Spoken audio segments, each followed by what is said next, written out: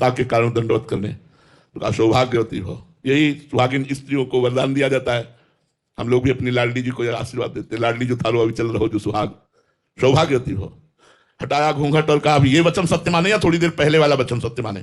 पहले आपने प्रण किया है कि पांचों पांडवों का वध कल करेंगे, और संध्या का समय इस समय आप बोल रहे हैं सौभाग्यवती भव, तो भीष्म की कौन सी बात सत्य होगी? माला छूट गया हाथ से, जो माला चल रहा था वो छूट गया, और कहा यहां तक तुम्हें लाया कौन है? जो लाया है वो कहा है? क्योंकि तुम अकेले आ ही नहीं सकती थी। खड़े हुए चारों तरफ दृष्टि डाली तो दरवाजे पर एक दासी दिखाई दी। नजदीक पहुंचे तो देखा श्याम सुंदर।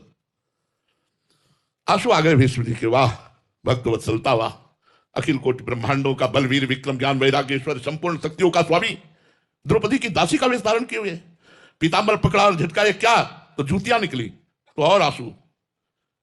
ध्येयम सदा परिभवग्नम अभीष्ट दोहम तीर्थास्पदम शिव विरंचनुतम शरण्यम भृत्यार्थिहम प्रणत पाल भवाब्धिपूतम वंदे महापुरुष ते चरणारविंदम।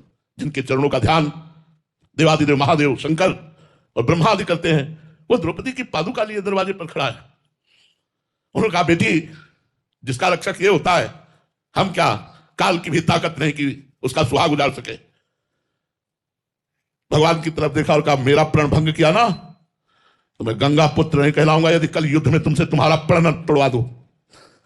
तुमने प्रण किया है कि महाभारत में मैं अस्त्र नहीं ग्रहण करूंगा तो मैं गंगा पुत्र शांतनु पुत्र भीष्म नहीं कहलाऊंगा यदि तुमसे अस्त्र न ग्रहण करवा लूं। भगवान हंसती और कहा अपने भक्ति के लिए अपना प्रण छोड़ना मेरे लिए कौन सी बड़ी बात है।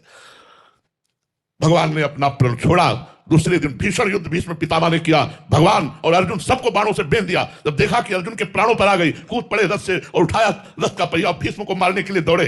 बोले बस बस बस, यही देखना चाहता था कि अपना प्रण छोड़ते हो कि नहीं। इतने में सामने शिखंडी को कर दिया गया। अस्त्र शस्त्र भीष्म जी ने रख दिए क्योंकि वो अंबा ही पूर्वजन्म की थी, और अर्जुन ने मार करके बाणों से बाणों की सैया पर लेटा दिया। ये बात